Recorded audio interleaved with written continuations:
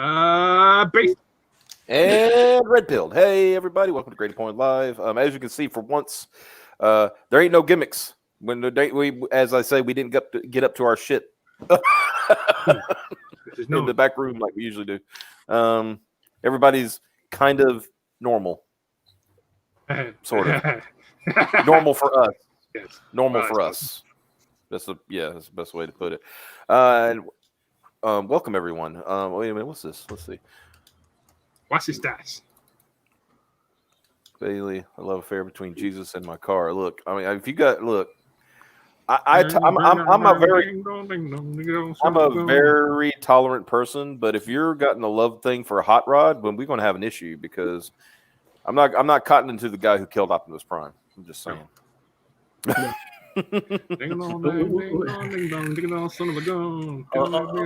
Only Dr. Phil can help you. What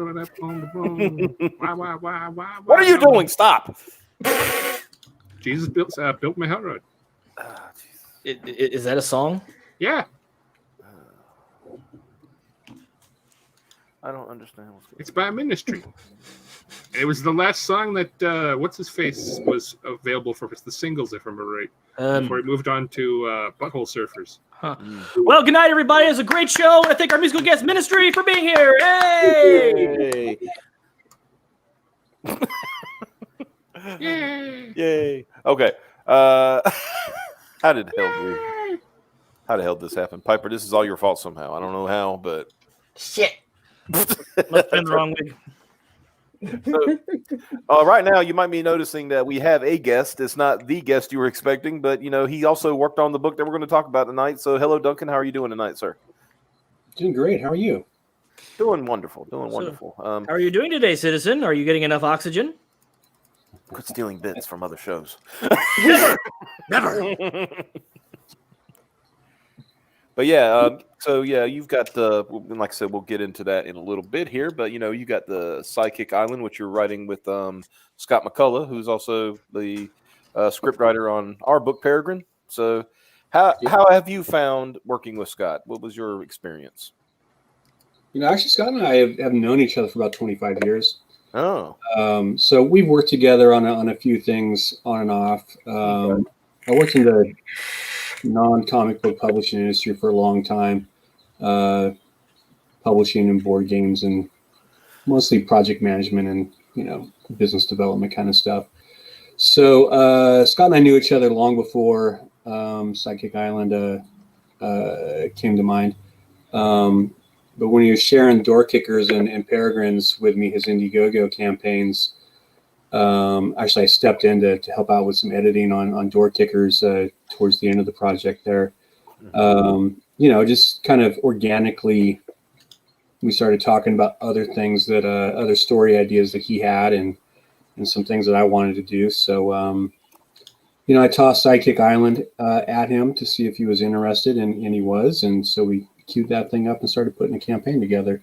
But yeah, no, he's easy to work with. Like I said, we've known each other for a long time. So developing a work relationship when we're both basically doing this thing part-time because of our day jobs, that has its hurdles, but technology makes everything so easy nowadays, as evidenced by this show. Yeah, exactly. And hold on, I got a super chat here from Lidl. Morning, here's your simp for the day. We appreciate the simp. I think that's €2. I believe that's what that is. So like I don't know. I don't know currency unless it's real American. Brother Jack, dude, brother. What? What do you like? You'll get us in trouble. You're gonna get in trouble. What, brother, dude, Jack? That's what Hulk Hogan says.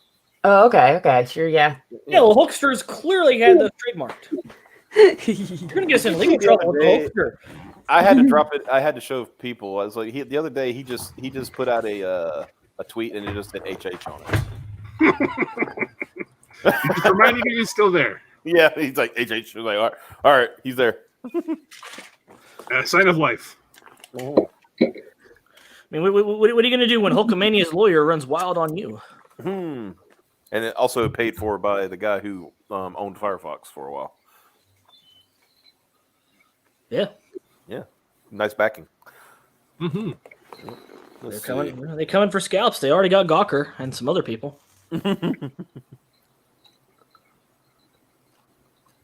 Let's see. Got 'em. Peeps, show the Peregrine Tanya pin up by Javier. Now back to coloring. Have a great show. Hey, Micah, Oliver's in coloring. Go yell at him. He took a break. No simpy. You can take a break. So apparently Door Kickers is getting out to people. That's good. My copy may be at my parents' house. Next time I go up there, I'll pick it up. Why do you have things sent to your parents' house instead of just to you? Because I don't have a mailbox. I have a mail slot that is other people in this building share. And it's not big enough to put a comic in without doing things to it. Mm-hmm. And it's like anything I order from Amazon, I have sent there because if it can't fit in the mail slot, they'll just put it on the front of the building. Mm-hmm. And fair game then. Yeah. Yeah, I hear you. Javier, what perk level did you get for Door Kickers? I just got the book. Cool. You can call him Xavier, by the way. Yeah. Oh, sorry. I deal with a lot of Spanish vendors, so just kind of. No, Xavier's fine. ¿Por qué? Fran says, challenge Gawker to the Yapapai Indian strap match. That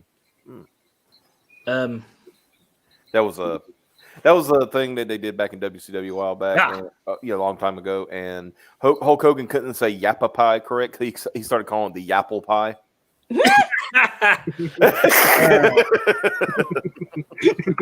The Yapple Pie strap match, brother. Yeah. Well, let's get this. I figured this question was gonna come up. Is Sidekick Island the Reconstruction Universe? The answer is no. Nope. Totally separate. This is a Scott and Duncan project, which we're obviously glad to promote because Scott's a friend of ours, and obviously partner with our Peregrine and stuff. But it is its own separate entity. We don't get nothing from it except for helping to promote it. It's goodwill. That's goodwill's quality currency. Exactly. This is true. Exactly. So let's start off with some funny. I'm going to show. I'm going to show that thing from earlier on the Wingcast, right? That we. Oh yeah. Guys, if y'all ever want to see Carl Rowe be utterly upset about something, like more than usual, then I'm going to show y'all something pretty hilarious. Poor lad. Like I said, this is earlier on the Wingcast, and this is all. Fuck! What now? I just realized that was today. Yeah, the Wingcast was today, but it was only the two of them today. They didn't have even Bears wasn't on. I think she's saying that if she had known, then it wouldn't have just been the two of them. She would have tried to get on. Well, yeah, but anyway, at least watched live. Damn it! Well, anyway, set a reminder on your phone. Yeah, I need to do that. Fuck. Yeah, because his things don't show up like they should. Anyway, the thing is that Winger they like to show cringe on the Wingcast, right? So I said I got something for you, and I told him what to look up, and he looked it up, and then he played it for Carl because I said it's basically for Carl, right? And yeah, poor Carl. And before we do that, there's this guy. He finally showed up.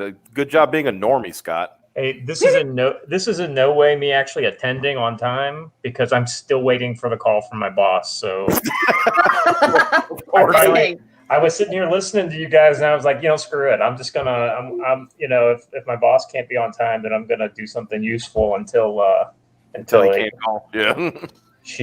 Yeah. 2 minutes later. What are you gonna do? What are you gonna do, guys? Exactly. So, hey, welcome, by the way. Glad you're here. Thank you. Can I just say that I feel like this is my, home away from home. For all the YouTube channels that I'm on.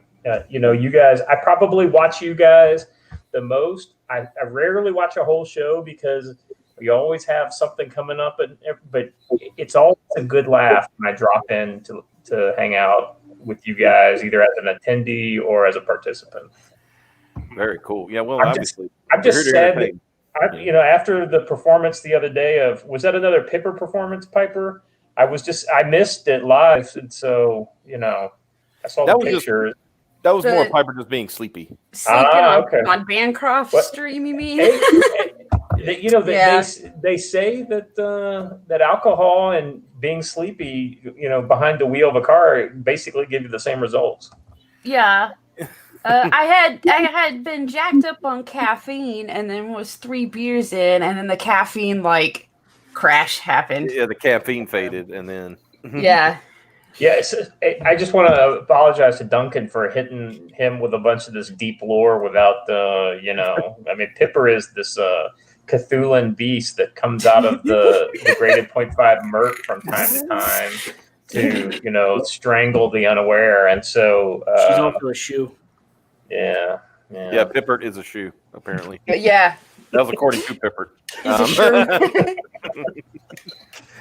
But so yeah, let's like you said, you were talking about good laughs. This happened earlier on the Wingcast, Scott. So I don't know if you saw this or not. No, I didn't. But of course, I instigated this, so I'm taking credit for all of this, right? Okay, so you can check this out. Here we go. Optimus sent me this. He said that this is your Sonic avatar. I'm not sure what that. Oh God, I remember when this fucking posted. Isn't it that prick, that gaming prick? Top of the morning. I'm Irish. Irish the Hedgehog. I was going to meet up with my old friends I hate Timmy that and Frank. prick. When suddenly That I fucking thought, green-haired you know, prick. I have a mouth on me from some Hope he good gets old fucking parties. cancer, So then throat I cancer. walked in, and He's I a bumped shame. into him, and it's just like, how's the He's a shame, Irish. He's all like Irish. Oh, the name is Larry. Might And as I well was be just British. all, sorry, how's it going? How's your man? And then he's like, some was just here, but that Jacksepticeye. Egypt was nattering about nothing. And so then I thought of me Oh, out, fucking and suddenly Big says, "Get out of that garden." I thought he made it on stone, man. Oh, that's and not maybe even he's just funny. sick as a box of frogs. But then I'm thinking, well, The with ending is Big, gonna be he's worth a it, few guys, short don't of a worry. full show now. You know what I mean? And quite frankly, He's his trying nose is the so size of an hard. outlet skip, and some say he's the owner of Giants Causeway. And so finally, I meet up with Tilly, and he's stressing, and he's all in and out like a fiddler's elbow. And now Tilly's one of the lads, you know. But the chippers feel so far away at this point, and I still want his spuds. But Tilly's away with fairies, and at this point, and sure, anyway, sure, that's your mountain, as they say. And the rest of the day to yourself. Happy St. Carl's in Patty's Day. physical pain over here. Now here you go. Here it comes. That's the kind of stuff that, like, that's the reason why we were slaves for so long.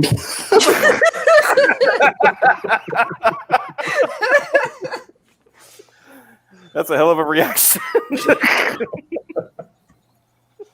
You gotta love Carl, man. He probably had the most famous drunk stream of all time, I think. Yeah. Oh yeah. Nothing like being drunk on Ethan Van Sciver's channel and taking your shirt off. Yeah, in front of 1,000 people and then falling down the stairs. Yeah, and then yelling for Ethan's wife. That was.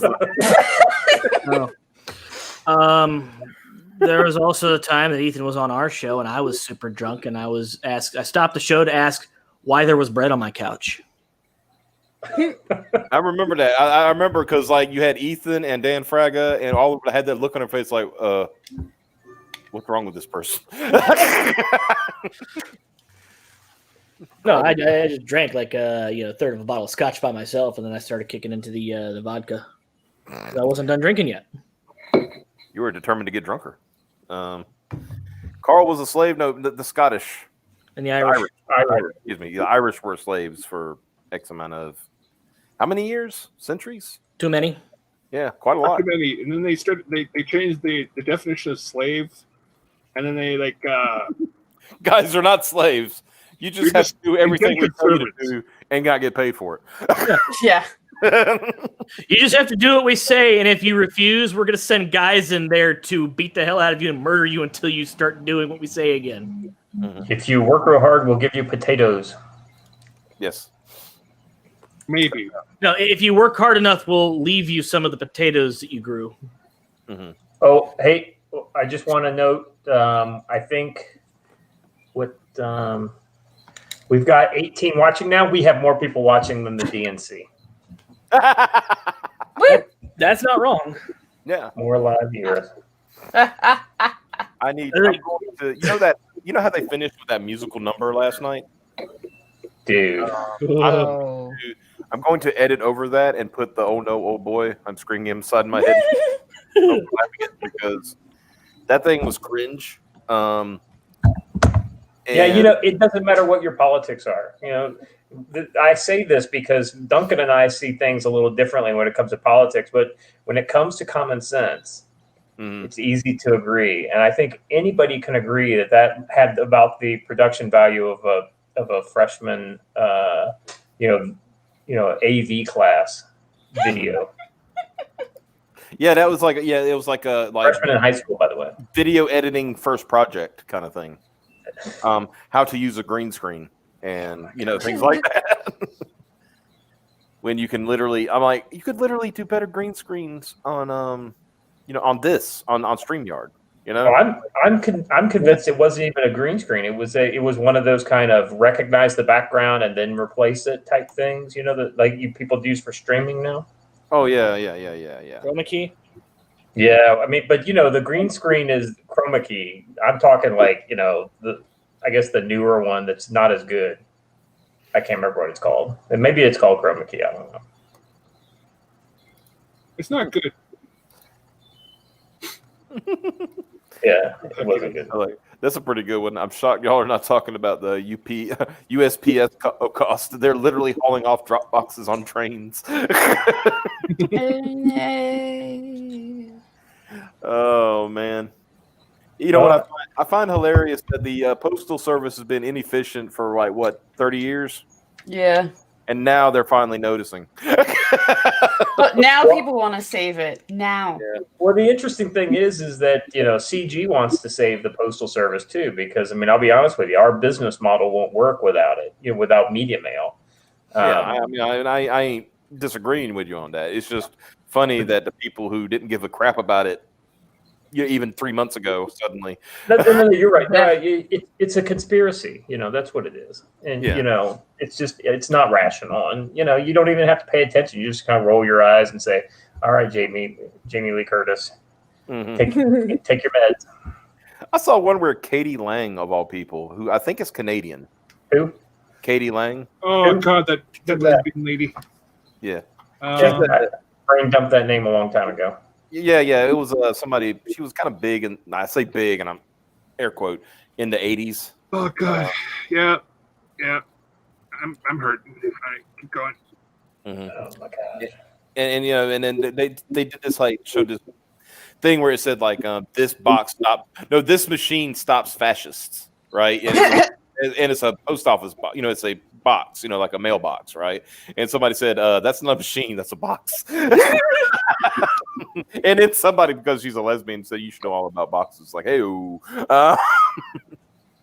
nice. Nice. Yeah, that's terrible. That's terrible. Terrible. It's horrible, but I'm still going to make it because terrible. It's terrible. It's awful. Tell me more. Tell me more about this. Terrible. It's always good to see Mandy in the chat. Michael Bacon's in there. Hey, Mandy, you fancy bitch. Look at that. Tell people that. But she is. I understand that, but you get drop kicked one day. That's what's going to happen to you, Mike. One day you're going to get you're going to say that, and somebody's going to roll up and drop kick, and you'll be like, and it's might not even hurt you straight up, but it's going to be straight up I don't even know what the fuck happened, but damn. Mm-hmm. Oh, it's going to be like when that dude tried to drop kick Arnold, and Arnold's like, somebody just tried to tickle me. Somebody bumped me. What's going on? So what else is happening in comics these days? I've been focused on this getting the word out on Sidekick Island and doing real work and things like that. I kind of had my head down. What's going on? What about this? That was interesting. Oh yes, I saw that DC mess. Oh my God, me and Duncan were talking about that the other day. It's just ridiculous. Yeah. See if I can find this. Which mess? It seems like there's more than one. Are we talking house and the downsizing? all of the above. All of the above. What I like most is how Jim Lee's never been accountable for a profit and loss statement in his entire career. Not once, even though he's had a publishing title for since the mid '90s. And yeah, I mean, it doesn't take any rocket science to know that at least the bottom 20% of everything that Marvel and DC produce. So that's like at least 20 comics per company every single month that aren't profitable, that aren't even breaking even. Are you I kidding think me? it's more than that. I think it's more Yeah, than that. I mean, it's been a while since I've looked at the sales charts, but I'm willing to bet it's closer to the bottom 40% for both publishers. Yeah, So I think DC has like I think DC has 10 titles that are in the what is it, the 40,000 mark, which is the the royalties. Yeah, into royalties. What? Yeah, it's 40,000, right? Yeah, and then cancellation used to be 20,000. Yeah, but I'm willing to look. You can look at some of those books that are in the royalty range, and I'm willing to bet that even without calculating creator royalties, the book's in the red, and then you pay further into the red to pay out royalties. Oh yeah. No, you're right, because it's kind of like you start losing money once you hit 40, and you got to hit like 50 or so. Yeah, I'm sorry. All your SKUs can't be lost either. Okay, I was going to bring this up. Yeah, this is the Yeah, current thing that I know of. This is something that came up today. Well, it's actually been mumbling about for the last couple of days, but now you got to be kidding me. About it. Can you scroll up so I can see the headline? So what I find funny about this is that, okay, so let's be honest, Kickstarter ate shit last year, right? So much shit. You know, as far as like, you know, what they were able to do with sales. And a lot of the reason why they were eating shit is because of this woman. Mm-hmm. Yeah. Yeah. So what's the fun thing we need to do? You know, if we're launching our new Kickstarter for our comic book, let's hire this woman to run it. Oh yeah. Who is she?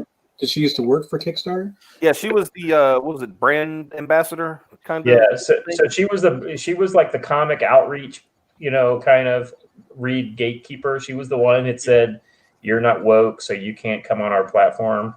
Yeah. One of the main reasons they started to go bankrupt.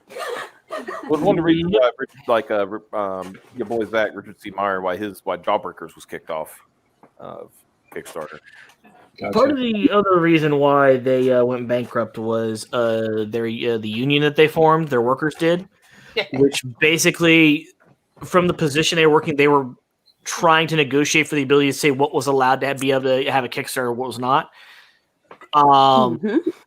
And she basically led that effort. Within like 2 months of being hired, she was already trying to get them into a union to where they could decide what should be and what shouldn't be a campaign.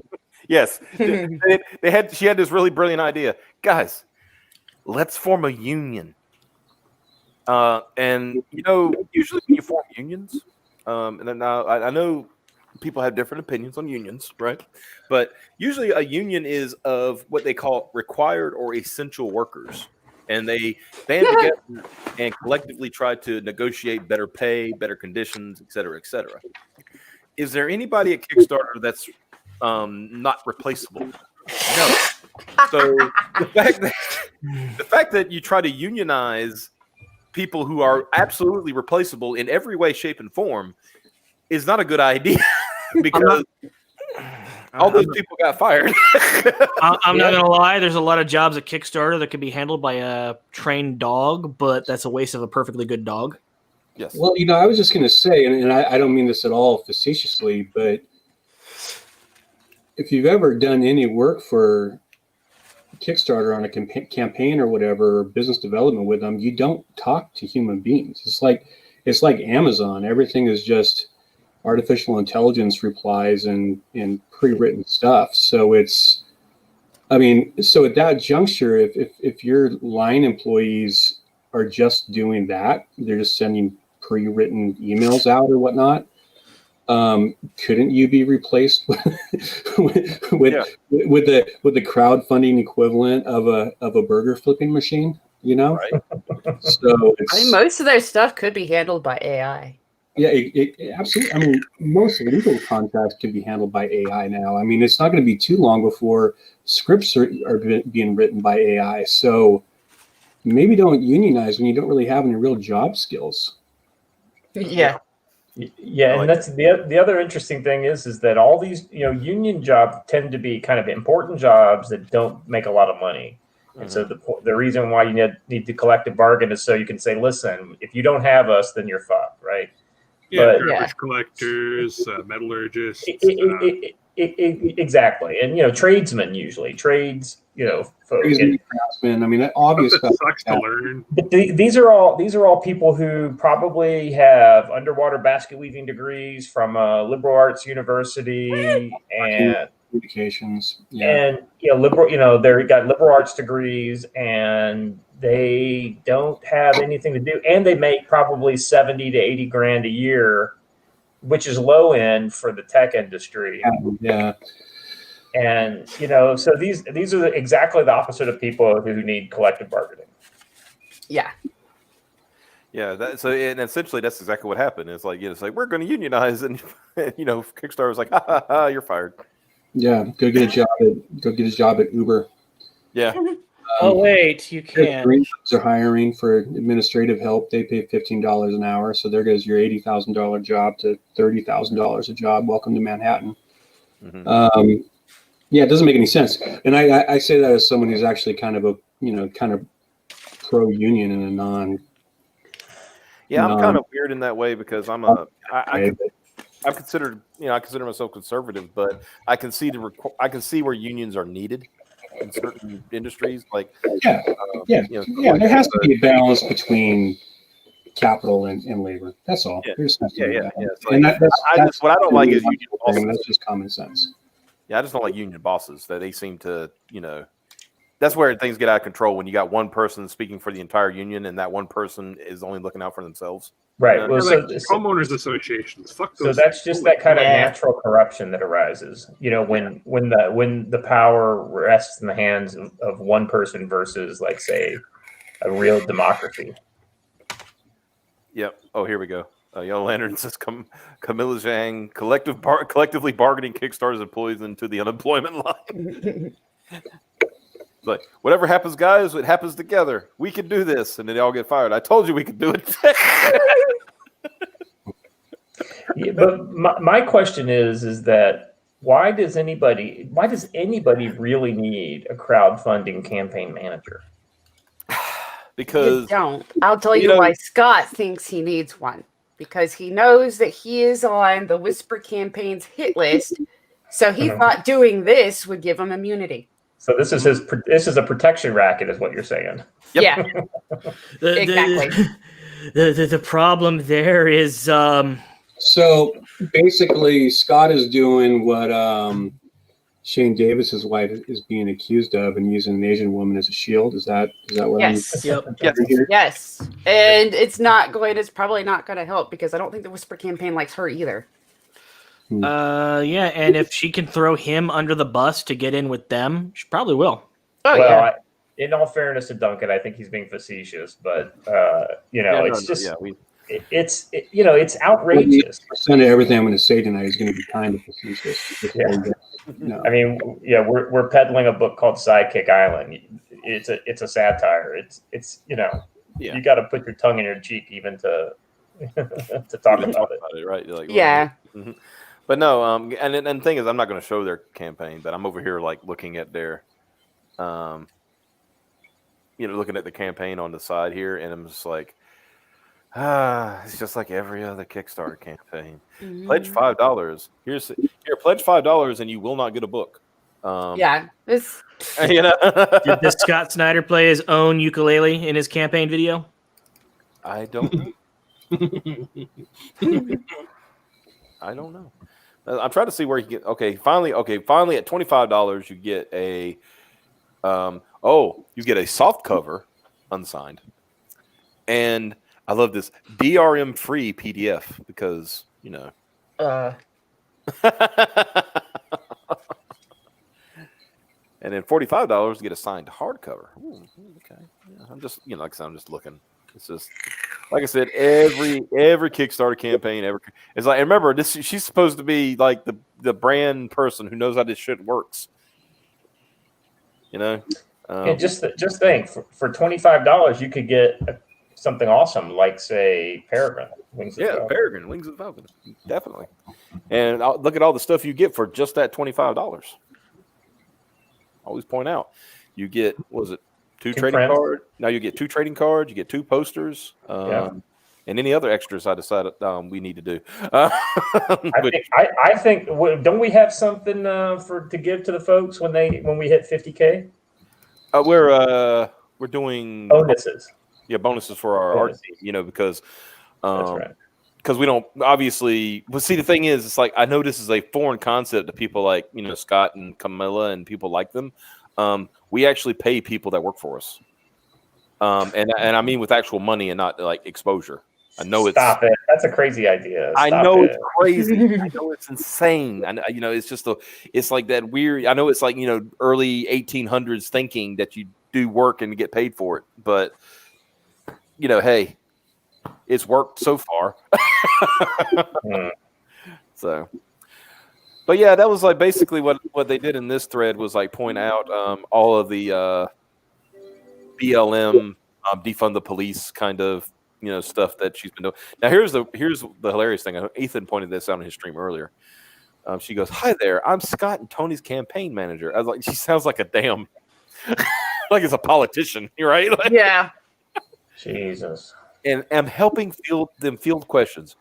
We're shipping worldwide through BackerKit.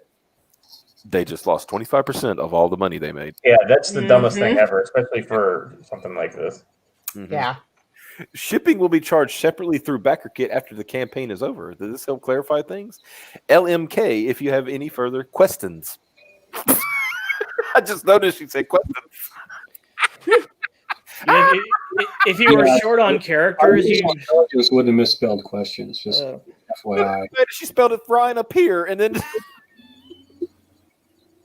Oh no! Well, is this a tweet? Maybe she didn't have enough room. That she didn't need the exclamation mark. I know, right? I would have sacrificed the exclamation mark to spell that right. That's just goofy.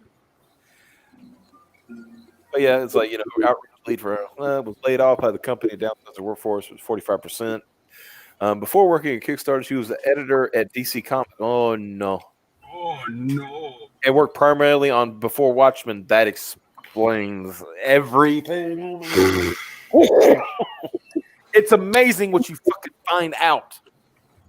And you realize, like, why is this so bad? Why was this so bad? Why was Before Watchmen so bad? Okay, there it is. It's right there. Holy crap. Anyway. No, this just shows you. I mean, I think the key thing that we're seeing with both, this is a common thread with this story and the DC stuff, and that's just been going on in the mainstream comic industry is the just lack of business acumen that these people come to the market with. It's, they just don't realize what they're doing. They don't realize that they're trying to sell a product to a customer. Mm-hmm. If you're gonna that come through Marvel and DC is they don't ever experience any of the business side of things at all, and then they leave Marvel and DC and they fail upwards to some type of managerial job like this particular individual did at Kickstarter.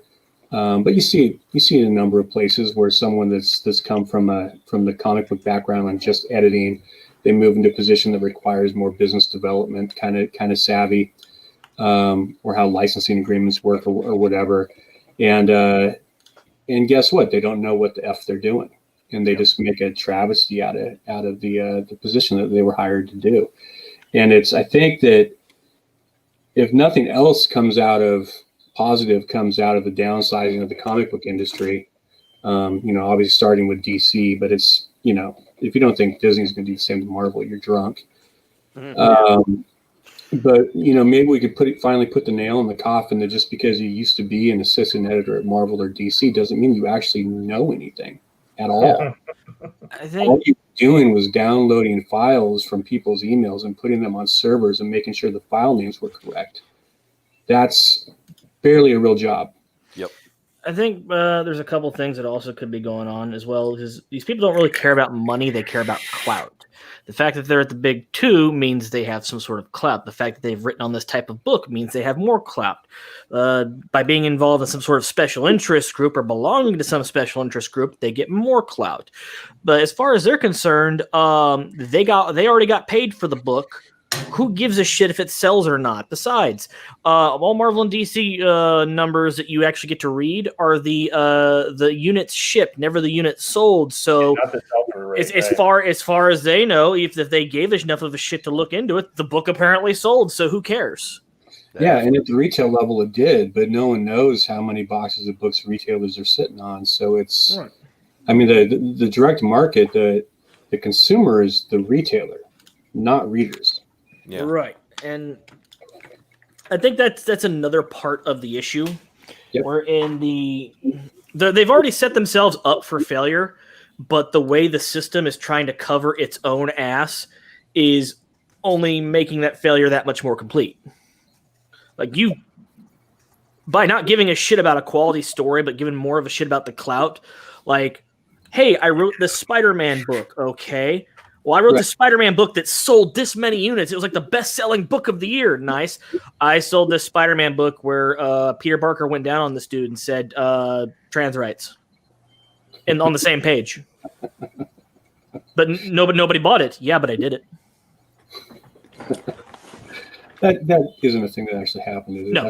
That's hypothetical. No. But give it some time. Yeah. Yeah, no, you're right. I mean, it's just, I mean, so basically what they're doing is ticket punching, right? They get that editor position in Marvel or DC, that they punch that corporate ticket, and then they make a lateral move to another publisher. Maybe it's Scholastic, maybe it's, I don't know, Penguin, or Valiant. They stay in the direct market, and then maybe they get picked up with a tech company. I mean, Indiegogo struggled for years to get their comic book side of things up and off the ground. That didn't even really start happening until, I mean, really, when Comicsgate took to Indiegogo to make comics. So when was that? Roughly 2 years ago? And now they really want to keep us happy.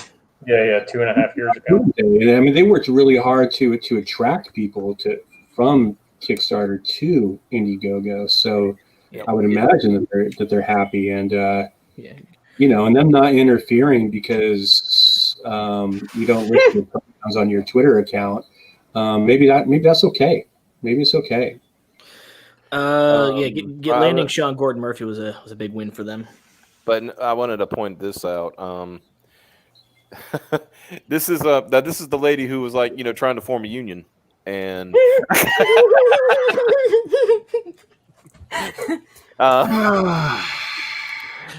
they're only a union in name because they don't do the things that I want. I love and I also love the especially in this talking point right here. That word where they say, "Oh, we don't mean like get rid of the police," but then right before that, she put abolish police. Doesn't abolish mean get rid of? Yes. Yeah. Yeah. We must fight against police unions, which are only unions in name. What do you think the fucking thing you were trying to do with Kickstarter was? It's literally only in name. That nobody gave a shit. We're the local KS 112, and we demand to be heard. You're fired. Well, shit. So I don't want to beat this person up because I have no idea who she is, but I am kind of curious to know if she has a communications degree, and if she does, how much she paid for it, because her ability to confuse messaging is just like right up there with like top level Democratic message confusion. Probably from the same university that AOC got her economics degree. So that's it. College, most people can't get in. Duncan, what Duncan just said though is so key, right? And you see this on both sides, and I hate to say it, but you do. But you have these people who are convinced of what they know, but they don't know why they are convinced. They just, heard something they trust from people they trust, and so they turn what they overhear from other sources into this word salad, and then it just comes out like this because she doesn't know what the hell she's talking about. Mm-hmm. And she goes on. She has no life experience. She goes on. Let's also tell the AFL-CIO to expel the International Union of Police Associations and demand that the AFL-CIO affiliate with partial law enforcement membership, terminate their relationship with unionized police and correctional officers. Remember how we earlier were talking about some unions are necessary? Mm-hmm. Yeah, I would say the police unions are kind of. I don't know. So, now we're getting into the nitty gritty, and maybe we should avoid this. But I have a problem. I have a problem with the unionization of any of any group. No, of any group that has a monopoly on the use of violence within a certain sector. Yeah, does that make sense? Like the military? No, I'm kidding. Well, that's right. The military isn't unionized. We have the protections of the federal government. And she's really happy that the New York Attorney General is trying to dissolve the NRA. Not trying to. Now, what I found interesting about that case wasn't that they're trying to get the people who were doing the bad things in the organization, right? Mm-hmm. If they have done so, like if they weren't doing embezzlement or things like that, usually you charge those individuals, right? No, she's trying to dissolve the NRA. Yeah. Which I kind of agree with. I forgot who said it, but they said, somebody said the NRA just needs to move to Texas.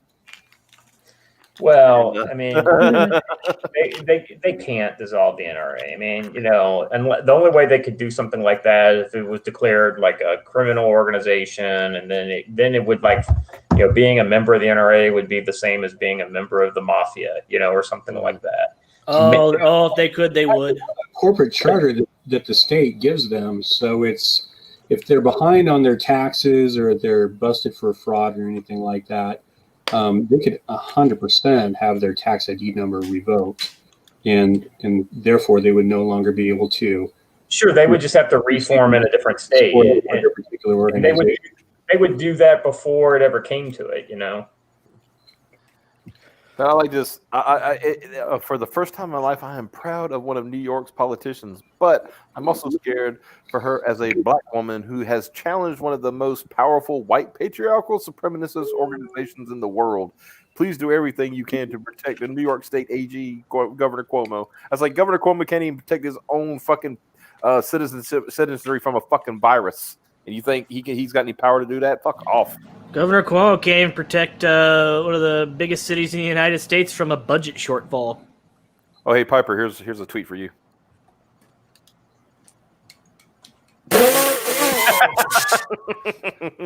There it is. See, that's the thing. It's not even about women. It's about women of color. It can't be white women. White women are excluded already, Oh, yeah. It's... Mm-hmm. But you saw that you saw that. I mean, it was 20 years ago when you started seeing groups like Now distance themselves. I mean, Now was always kind of leftist, but at the same time it was kind of like the ACLU. The ACLU was right 40% of the time, or right 60% of the time, and they called balls and strikes back in the day. But now all these organizations that used to have principles have basically thrown their principles out in order to be partisan, which is sad, because I think there's a place, for all these organizations in our society, but we don't need these partisan groups, I like this one. A campaign manager for Kickstarter for a comic book. LOL. I'm hiring a foreman for my grass cutting expedition. Oh my. Well, this seems a little too hard. I better get an expert. Holy crap. So you guys have a book, I guess. Yeah. So I was going to say, speaking of crowdfunders. Yeah, you got a mailing list for a book that should be launching soon, I'm sure. So the kind of the missing piece of the puzzle right now is that we're really waiting on is the video. But the video there. The last key thing that we need to make the video was the color art for the first couple pages, and we just got a lot of that in. Mm-hmm. I think we could probably show some stuff. You guys can shoot up if you want. Yeah, go ahead. Yeah, tee that stuff up, man. Yeah. Let's see if I can share my screen properly here. Yeah, while you're bringing that up, I almost want to point this out. It's like you see President Trump pardon Susan B. Anthony and all the feminizers go ape shit. I actually saw somebody, I kid you not, that Trump had needed to withdraw his pardon of Susan B. Anthony, and it was from a woman. All right, let's see. How dare you agree with this important historical figure? Who the hell do you think you are? All right, here we go. We'll full screen that. There we go. So this is a relatively finished version of our cover A for the book. Mm-hmm. Yeah, so this is our main cover. We've got 2 commissions so far. They're actually done. I didn't bother branding this one because we're still kind of figuring out what we want to do with that hologram of that villain in the back there. That's Lady Arcadia. She's the one that got the sidekicks to the island. Let's look at this. So we've got a great creative team. The guy doing the line artist, he's done a little bit of work for DC.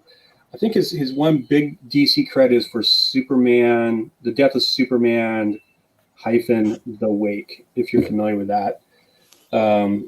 I'm not. It took me a while to get the name right in the list of credits. But yeah, and then the colorist is Milan Parvanov, who's done a ton of work for IDW. I think his workload goes back to the Wildstorm days when they had their own color studio down in Wildstorm. So he worked with them for a while, and then he's just kind of been a freelancer for a while. But I think he's awesome. So we got a ton of characters here. You guys want to talk about these characters, or you just want to flip through some pages? No, I mean, go ahead and talk about them. Let's zoom in a little bit. Yeah, you're here to tell us about your product. Yeah, because there's 44. There's 40 sidekicks. Well, there was show up on the island. 44. Only one's going to survive at the end of the 48th page, and it's not going to be Beta Boy. It's not going to be Beta Boy. Is his name really Beta Boy? Yeah. Thank you. Well, he can split himself into 2, but they're like 2 weaker versions of like his main self. Eat shit. So he didn't survive. So we got so one thing that we're doing here, this is like a satire parody kind of thing. So we're using a lot of stereotypes, tropes, analogs, and whatnot of existing superheroes, particularly like like the heydays of the new Teen Titans when Marv and George were still on it. So we have a number of characters that look familiar. So this is Ultra Lass, who's obviously like a Supergirl kind of analog. Owlboy. This is Polly Lass. She's kind of like a Beast Boy from Teen Titans, but her name is Polly Lass, and she's purple. And actually, her name is Morphling. It used to be Polly Lass, but her teammate still calls her Polly Lass, and it really pisses her off. Well, one of the things that he brings up that I think is key is so we kind of get the good and the bad from these young heroes, right? So the best sidekick ever is freaking Robin, and I don't care I'll fight, over that. I don't care what anybody has to say. That being said, he's still a freaking sidekick. And so, so we take from the good and we take from the bad. So in addition to the old school Silver and Bronze Age, kind of trope heroes, we also incorporate a lot of the new stuff, do we have Genius Boy on this page? Yeah, he's this little. Yes. So with the graduation cap. He's one of those sidekicks what was it? The Hulk sidekick that didn't have any powers, Jimmy Olsen didn't have any powers, these kind of guys. Yeah. Rick Jones. Yeah. Rick Jones, right. And so actually, Rick Jones got powers later, though, I think. Yeah, he became A-Bomb. Yeah, but unfortunately, Rick Jones, if he had been in Sidekick Island, wouldn't have lived to be A-Bomb. So, yeah. A-Bomb would have come in handy on Sidekick Island, but unfortunately. We have our own version of Rick Jones. I'm going to pop up the most recent character. Is he wearing a monocle?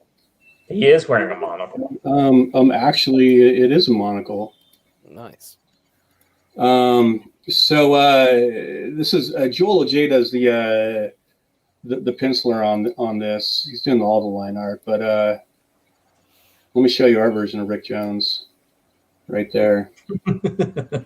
What's his name? Rick Rhodes. Rick Rhodes. yeah. Well, we needed to kind of have like a rhyme a little bit so that we can remember it, like Bruce Banner. Yeah. BBRRS. Stanley is good enough for me. Doing that alliteration. Alliteration, thank you. Peter Parker, Reed Richards. And we're going to be changing Merc's head so we don't get sued by Marvel. Oh, a little less thing, right? Yes, two thing, like yeah. A little too much thing. That one looks like a the G-Force. Yeah, I was gonna say that looks straight up G-Force. Yeah. It's immediately what I thought when I saw that one. We're talking Pink Falcon. Yeah, she's awesome. Star Blaster's awesome. So these are all like basically parodies of. Most of them are parodies of existing superheroes or their sidekicks and whatnot. So obviously Quiver's Speedy, Black Orchid is Poison Ivy, Mauve is kind of like Spoiler. Granite, she's made out of organic stone, so she's obviously kind of an intentional copy of Colossus, so that we can kind of play with some of those tropes and ideas that those characters are about. Miss Mecha is our generic kind of Iron Man kind of character. There's a little bit. But because she's a sidekick, so her armor is not nearly as good. Right. So basically, what Riri Williams should have been. Got it. There's a little bit of Spitfire from the new universe, if you guys are old enough to remember that. Because I wanted something really, really clunky. Yeah, that's a deep cut right there, Spitfire. Yeah. My entire life. The Pit, my favorite final edge. Little Snow is our, the Iceman or whatever. This is a character by the name of Doom Bunny. She's got an attitude, like all the kids these days. Yeah. This is where's Beta Boy? I want to see him again. Here he is, right next to Kid Occult and Teen Trigger. Teen Trigger. Kid Occult. What were you thinking? Wow.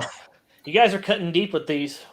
Yeah, we're not playing. We're doing this thing. I don't believe that anybody feels the way I do. Yeah. So here's a color pick of Doom Bunny. So basically her PJs, she's not really a furry. Her PJs actually imprison a Lovecraftian demon. And when she unzips them and exposes her torso, like Beetlejuice style, all these like tendrils and mouths and sharp things like just ram out of her, devour whatever's in front of her. Wow. I know a girl like that. Whoa. I don't think that was a girl. Seriously, are we not doing phrasing anymore? Yeah, they're saying Black Orchid is a DC character.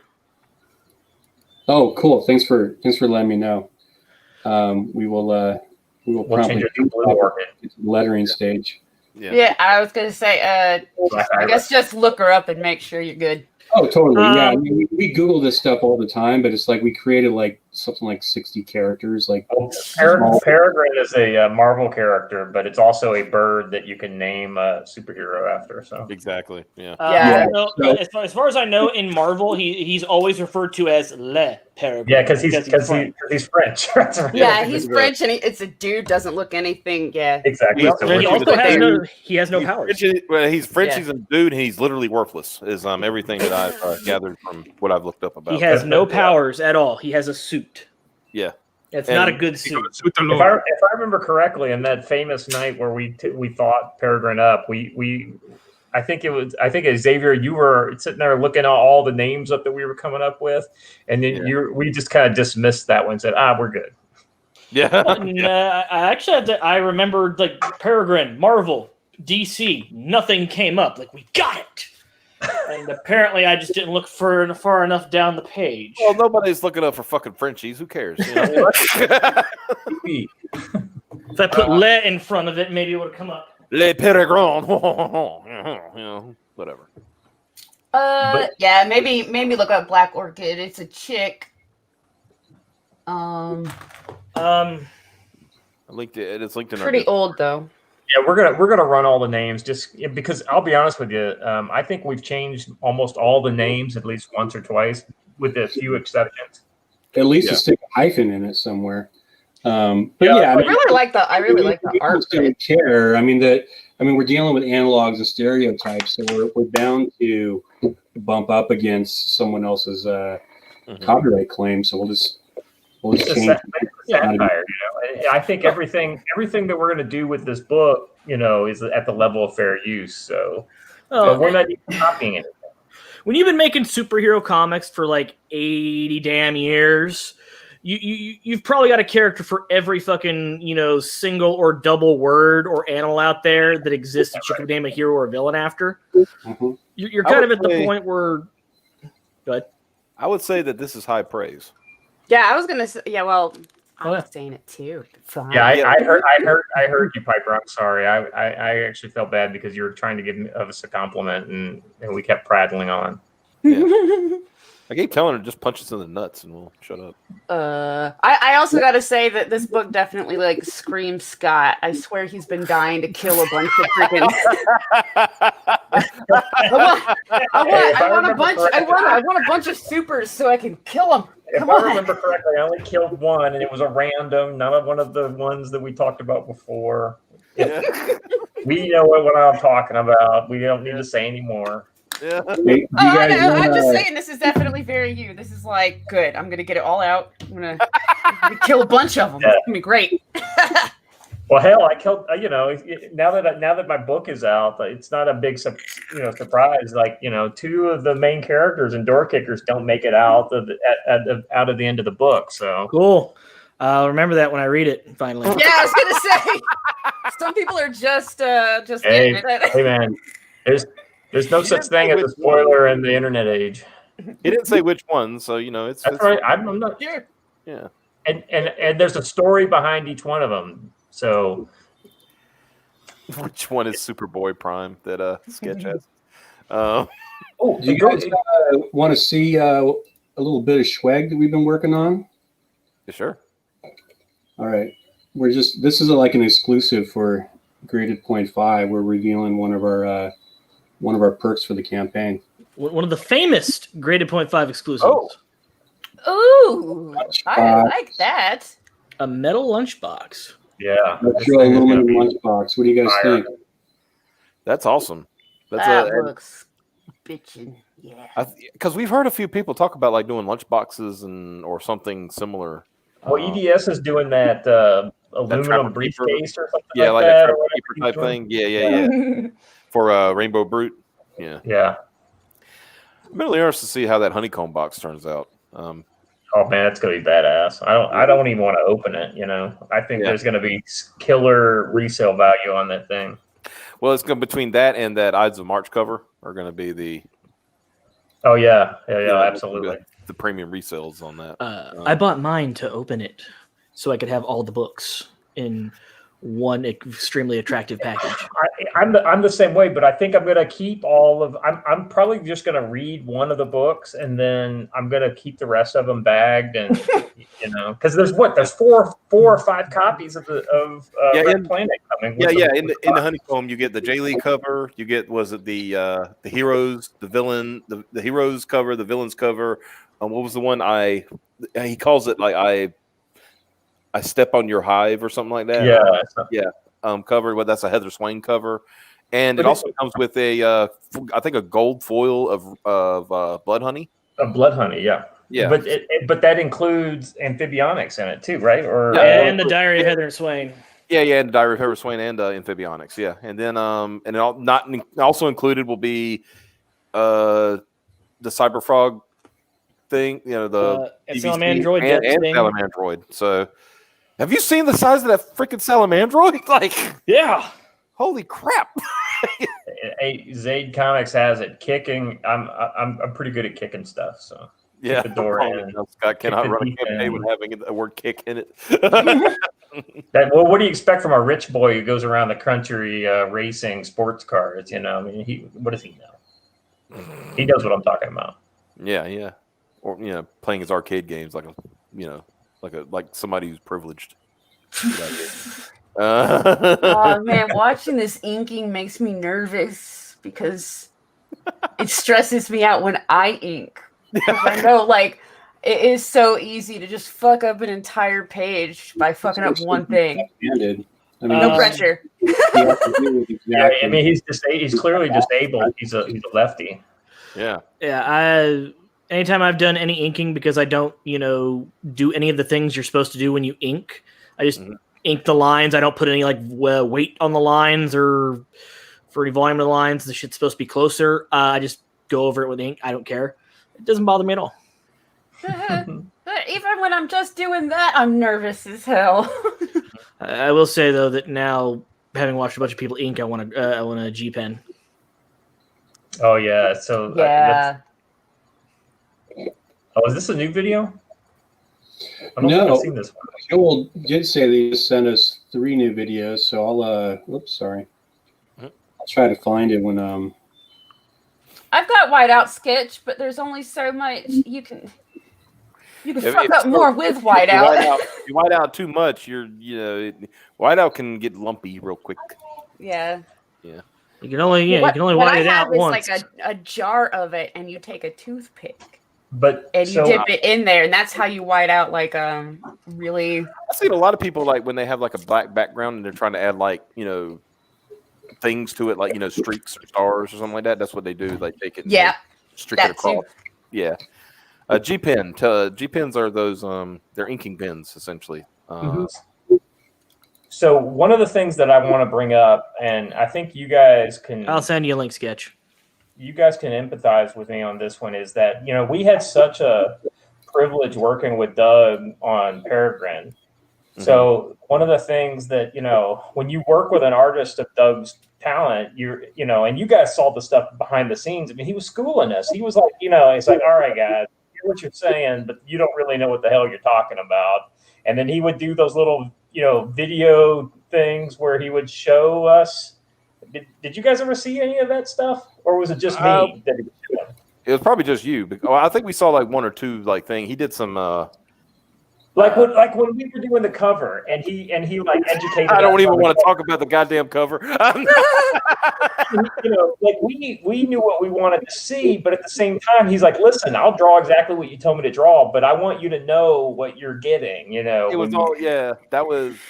That's great. It's like he said, "Do you mean Piper? You mean like this?" And she says, "Yes, exactly like this." And he goes, "Oh, okay. So this is the body that I used for that. It was that emaciated concentration camp victim or whatever." From it was one of Christian Bale's characters from one of the movies he did. Right, but anyway, the point that I'm trying to say is that I was actually kind of afraid working with somebody like Doug. I mean, when you work with somebody who's great. Farrah's a great example. Ian from Door Kickers, all these guys that I've worked with, I'm going from success to success. I'm always worried about who the next artist I'm going to work with is, are they going to be able to live up? All artists are great in their own way, but it's kind of like there is a apples to apples comparison. And so I was really kind of nervous, and our original artist for this book had to drop out because of other commitments. And sweating bullets, and all of a sudden, out of nowhere, we found Joel, and you guys can see what he's doing. I mean, this is amazing art. I'm so excited about this, and the hard thing for me is going to be parting with any of these physical pages, because I've already seen a layout for a page that I told Duncan earlier today. I was like, I want that on my wall, Mm-hmm. And so, I mean, I've just been so blessed working with these talented folks, whether it's, on Peregrine, or whether it's on this book, or, with the people who are doing concept stuff for me on Door Kickers 2, which, by the way, the mailing list is out. And I'll share the link with you guys so you can put it in the description. Mm-hmm. All these, I've been so lucky working with all these artists, and, I think we writers need to kind of count our blessings when we're able to find these amazing partners to kind of team up with to make these books. Yeah. Because they wouldn't be anything. I mean, it would just be a freaking novel, Mm-hmm. And I hate to say it, but writing a novel is not what I want to do. I enjoy comics. I enjoy graphic novels. Yeah, definitely. I mean, So this is the finalized page for what you saw him inking. Mm-hmm. So, like, what he does is he inks physically, and then he scans it and then manipulates it in the computer. So, Mm-hmm. So Lady Arcadia, she's her inks got changed to green, as Joel's indicating to Millen that we're gonna have to put a color hold on her lines so that she looks like a hologram. Mm-hmm. So it's kind of a little. Okay. So it's like kind of saying like, okay, this is what we're doing here. So you've got to. Yeah. Exactly. Mm-hmm. It's kind of like what was that first piece that we had Farah do, and it was literally she sent us a thing like, what goes here? What is this? What's this? What color is this? Why is it? It's like uh-oh. Well, and that's the interesting process we're going through with now, because you got 40 characters, and we've even with a few pages, we've had no, this hair color's got to be this color, and this hair color's got to be this, and this costume is black and purple, not black and pink, and little things like that. And Joel the other day, or not Joel, it was Millen the other day, said, listen, I'm just going to do a color like a flat colors on over the high res of those character sketches, just so we've got a guide of for what for what everybody's going to look like. So yeah, I think that's key, and that's where that colorist can basically say, listen, it's kind of like what we did with Farah in those initial tests that she did. Mm-hmm. Make it look cool. Yeah, when she colored the now infamous pinup. Yeah, the Ian Waranto pinup. That's right. Totally infamous by Renfamous. That I need to thank her sometime, because that was worth about $3,000. Yeah, that's exactly right. We made over that. What was it? Was it a Friday that she did that? Or between that Friday and that Monday, yeah. It was about just from those 4 days. 3,500. Yeah, it was around that. Yeah, because we were pacing at about 1,200 for the month, and then that happened. I'm like, oh, okay, well, thank you. Appreciate that, dummy. I find that is actually the best and most effective tack when you attack these SJWs who decide to show up in your comment section or like this, is to say, hey, come on. You're not doing enough. You're not turning enough sales for us. We need you to drum up. We need more. Because if you're going to be for salesman of the month, Yeah, you had the best line with that person who was trying to pick on Piper last week. Yeah. Where you said like, well, Renfamous so far is the salesman of the month, and you can get in on this, but you only have like a couple hundred followers. Right? Step it up. Yeah, you just dunked on his ass. I was like, good. Because hey man, Piper's my girl. I can't let the people try to Between you and I'm Piper, not saying Piper can't take care of herself because she can. She'll stab somebody if she has to, but as we all know. But it's always fun to join in the dunking. yeah, because that was like it was literally like when Ren started and then that guy started, because I'm usually like one of those like just let people say what they want, this that, the other, blah blah blah. Piper finally she come and say, please, Yeah. and I said, all right, woman, thou art loosed.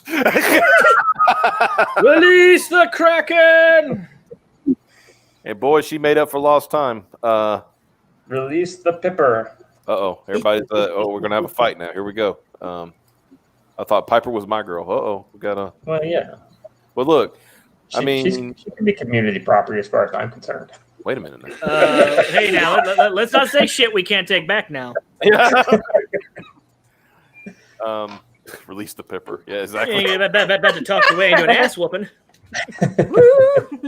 Like, look, I can't tell Piper what to do with anything like that, but I also don't want to cause any issues with the community.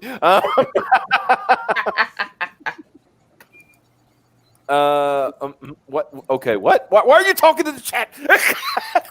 Piper, stop reading the chat. I didn't want to interrupt y'all. The other night on Ladies' Night, you don't know, you got me really good with that one. You said, because you didn't have your glasses on at first. Yeah. Oh, yeah. And you said, well, here's the thing. If I don't have my glasses on, I can't read the chat. I'm like, God damn it. Guys, I can't read the chat if I can't see the chat. Yeah. Or anything else for that matter. I just want to say, ladies and gentlemen, you got I just remember what was it? Piper, what was it? The Cecil show that you went to shill Peregrine on, but you were sitting there reading the chat or whatever? Yeah. And all of them started fussing at me, especially John. Stop reading the chat. He's fussing at me hardcore. Hold on, let me do this right. Hold on. If I'm gonna do it, I'm gonna do it. Here we go. All right. All right, Piper, you gotta quit reading the chat, okay? You can't do that. You gotta stop reading the chat. Don't worry about what people are saying. You just need to worry about what's in front of you and do your product. Do your pitch. That's all you gotta worry about. Okay? Right, now where's your featured tier? Now where's your video? Where's your video at? Why aren't you talking during the video? What's wrong with you people? Yeah, well, he detracted points because actually I think that was actually an Ethan pop-in thing. Because Ethan was there. Yeah, and he immediately detracted points for me not using my camera. Right. Yeah. Because I didn't know I was going to be there, so I looked like absolute garbage. So I didn't use my camera, and he was like, "Well, you're already losing points for not having your camera on." Mm-hmm. Yeah, and then it was stop reading the chat, Piper. I do want to say that one of the next batch of shirts we're releasing, and I guess it would be Wave 1.5 of the graded shirts, is going to be a Piper Stop Reading the Chat shirt. Oh yeah. Piper, please stop reading the chat. I mean, read the chat, but don't stop reading the chat over and over again. Yeah. When she spammed it, that was great. I just want to see a picture of Piper on a T-shirt. The blonde slumped over Piper with a word bubble coming from off panel saying, "Wake up, Piper." Yeah. That's like I said, the funniest one was the one that she fell asleep on this show, and I think it was Xavier. Was it you? Yeah. Yelled at him? He was like, Piper, wake up! And she wakes up and she acts like she was awake the whole time. Like, What? Back Peregrine. Yeah. What we doing? As depicted in the famous Statistical Zero strip. Oh yeah. Which, if you're not following him or subbed to him or whatever, you should do that. I'm awake. I'm awake, back Peregrine. I think that was one of my quarantine camp streams that I actually was able to watch it, but I couldn't. I couldn't take part. It was hilarious. She was like, it's like, I'm awake, back Peregrine. Did y'all see that one he did the other day of apparently Charlie's London and Commie Mark live inside my chest? What? Yeah, pretty fucking weird, isn't it? Yeah. Let me see. I'm scrolling through Twitter here. Apparently, William Shatner went at it with. Oh yeah. Yeah, he went after Brianna Wu first, and then went after. Well, not went Mags. after. He went after Yeah. him. Yeah, Mags Versace, Max right? went after him, and then Wu, and then Wu jumped in. Well, Brianna Wu thought she was going to come in there and You brought Gamerbait back to my doorstep. they're bringing their transphobic cane. Like, wait, are you trying? Is this an admission of something, Brianna? Because you've never admitted what everyone already knows ever publicly. But the funny thing is that based on what I'm reading here, he doesn't even know anything about them, and he still dunked all over them. Yep. Mm-hmm. Yep. Well, he knew enough about Wu to make a moon rock joke. Yeah. The reason why the United States wants to be on the moon is because we can take moon rocks and throw it at cities and literally obliterate them. What's really funny is when she tried to fucking spin that. Yeah. Like she was talking about science fiction novels. Then you go back to the tweet thread, like, no, you were not. No, you literally thought, yeah. She said she didn't want corporations to have control of the moon because they any moon rocks from the moon have the powers of nuclear bombs. Yep. Yeah. So what you're trying to say is that Brianna Wu does not support the cause for Spacenoid independence? No, she doesn't. All right, here you go. Here's the strip. Oh, I didn't know about this one at all. Is this one? I think you're tagged in it. Well, you get a lot of tags anyway. I know. Twitter doesn't let me see them all. What was that sound? I got people in my chest. But Piper, you read it. What? The whole thing? Or what do you? I'll read my parts. You From the beginning then? Yeah, I'll start from the beginning. What was that sound? I got people in my chest. What are you talking about? Okay, Meta in it. Meta in it. I like this. Yeah. What's really funny is I know the exact episode he's referencing. Yeah. Which episode was that? That was the G2 where fucking Rodimus, Stringer, and a couple of other Transformers got turned into humans, and their bodies were just left vacant. And now Transformers are all 50 feet tall with human-sized cockpits and controls in their chests. Oh yeah. And those mob guys stole their bodies to rob Autobot City. I called Autobot City. They put me on hold, and then the machine stole my quarter. I think they got RC too. It's so fucking. I remember. Yeah, it was like Springer, Ultra Magnus, Rodimus, and RC. Yeah. Katie, stick your head out the door and yell at her and tell her you're turning off. Yeah. Sure. Yeah. That's when for scrub. Yeah, for some reason they decided that all the Transformers, despite being a consistent size, they're now all 50 feet tall. Mm-hmm.